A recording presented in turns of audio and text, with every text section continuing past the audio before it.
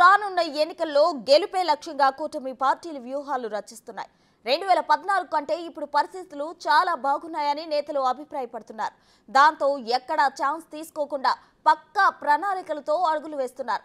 ఈ క్రమంలోనే టీడీపీ అధినేత Chandrababu, Janasena chief Pawan Kalyan, AP BJP అధ్యక్షురాలు పురంధేశ్వరి భేటీ అయి చర్చలు జరుపుతుండడం హాట్ టాపిక్ గా మారుతోంది.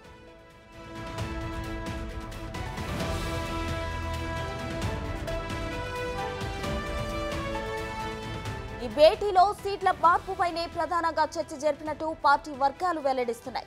క్షేత్రస్థాయిలో 3 పార్టీల మధ్య సమన్వయ లోపంపై చర్చ జరిగినట్లు భావిస్తున్నారు. అలానే బూత్, అసెంబ్లీ, పార్లమెంట్ పరిధిలో సమావేశాలు జరపాలని ఎన్డీఏ నేతలు సూచిస్తున్నారు. ప్రచారం, ఎన్నికల నిర్వహణ పరిశీలనకు కమిటీ ఏర్పాటు చేయాలని నిర్ణయించినట్లు తెలుస్తుంది. ఇక ఓట్ల బదిలీపై క్షేత్రస్థాయిలో ఫలితాలు సాధించేలా తీసుకోవాల్సిన చర్యలపై కూడా చర్చించారని పార్టీ నేతలు వెల్లడిస్తున్నారు.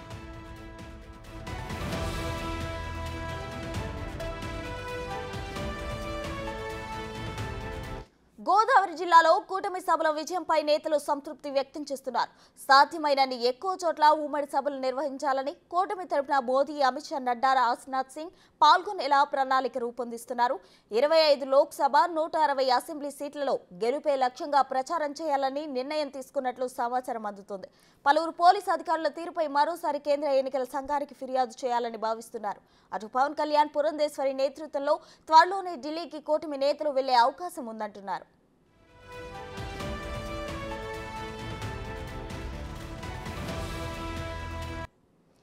హాట్ టాపిక్ గా మారిన RRR సీటుపై నేతలు ఇంకా క్లారిటీకి రాలేదని తెలుస్తోంది. అనపర్తి స్థానంపై కూడా సమాలోచనలు జరిపి ఇవాళ రేపట్లో స్పష్టత ఇచ్చే సూచనలు కనిపిస్తున్నాయి. అయితే అనపర్తి స్థానం టీడీపీకి ఇవ్వాల్సి వస్తే ప్రత్యామ్నాయ ప్రతిపాదనలు కూడా బీజేపీ సిద్ధం చేసిందని సమాచారం అందుతోంది. తంబలపల్లి లేదా ఏలూరు లేదా రాజంపేట పార్లమెంటు పరిధిలో ఏదైనా ఒక స్థానం బీజేపీ తీసుకునే అవకాశం ఉంది.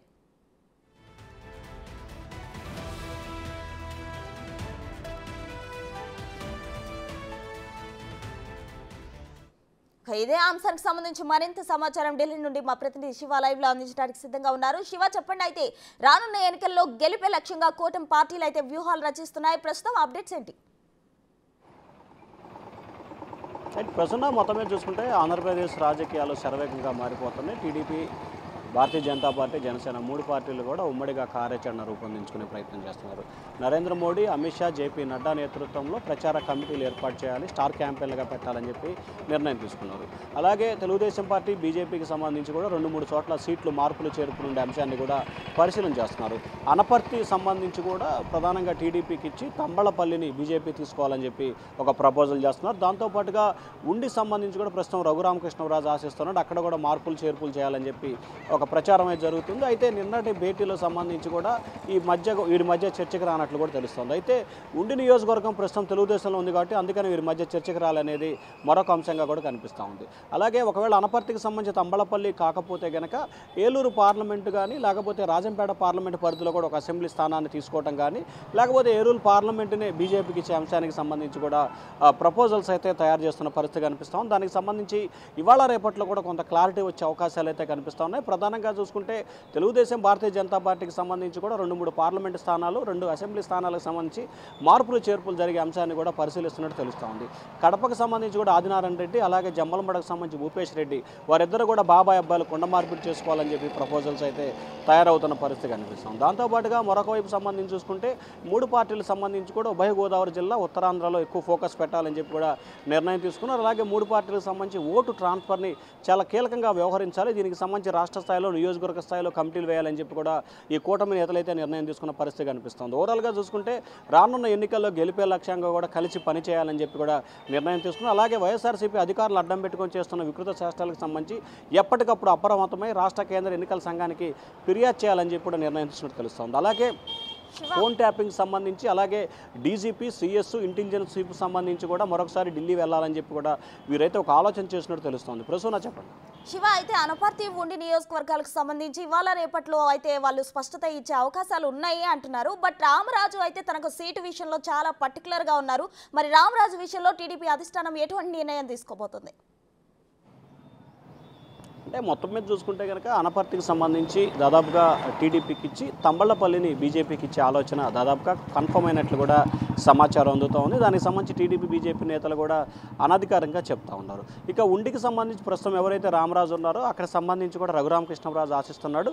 ఇప్పటికే రామరాజుకు సంబంధించి కూడా చంద్రబాబు పిలిచి మాట్లాడినట్టు కూడా తెలుస్తూ ఉంది. అయితే రామరాజు మాత్రం తనకే సీట్ అంటున్నారు, మరొక వైపు రఘురామకృష్ణరాజు నాకే సీట్ అంటున్న పరిస్థితి కనిపిస్తూ ఉంది. మరొక వైపు నరసాపురం పార్లమెంటు స్థానానికి సంబంధించి టీడీపీ కోటాలు అంటే రఘురామకృష్ణరాజు కనుక ఇచ్చినట్లయితే భారతీయ జనతా పార్టీకి ఏలూరు పార్లమెంట్ ఇచ్చే అంశాన్ని కూడా నిన్న పరిశీలన చేయాలని చెప్పి కూడా అనుకున్నారు. కానీ దాని మీద ఎక్కడా కూడా చర్చ జరగలేదు. ఇవాళ రేపట్లో జరిగే మరొక చర్చలో దానికి సంబంధించి క్లారిటీ వచ్చే అవకాశాలు అయితే కనిపిస్తున్నట్టు తెలుస్తుంది. అయితే నిన్న టోటల్ ఎపిసోడ్లో రఘురామకృష్ణరాజుకు సంబంధించి ఎక్కడా కూడా ఆశించిన స్థాయిలో చర్చ అయితే జరగలేదు. ఎందుకంటే ఆయన ప్రస్తుతం టీడీపీలో ఉన్నారు, టికెట్ ఇవ్వాల్సిన బాధ్యత కూడా టీడీపీపై ఉంది కాబట్టి సో దీన్ని ఏ రకంగా ముందుకెళ్ళాలి, ఏం చేయబోతున్నారు అనే దానికి సంబంధించి 2 రోజుల్లో క్లారిటీ వచ్చే అవకాశాలు కనిపిస్తూ ఉన్నాయి. శివ, అయితే రామరాజుకు సంబంధించి రఘురామకృష్ణరాజు ఒక సంచలన వ్యాఖ్యలు అయితే చేశారు. ఏంటంటే రామరాజు వైసీపీతో టచ్లో ఉన్నారు అని అంటే పరోక్షంగా చెప్పినట్లు తెలుస్తుంది. ఏంటి అసలు నిజంగానే రామరాజు వైసీపీతో టచ్లో ఉండి అటు వెళ్ళాలని ఏమైనా చూస్తున్నారా?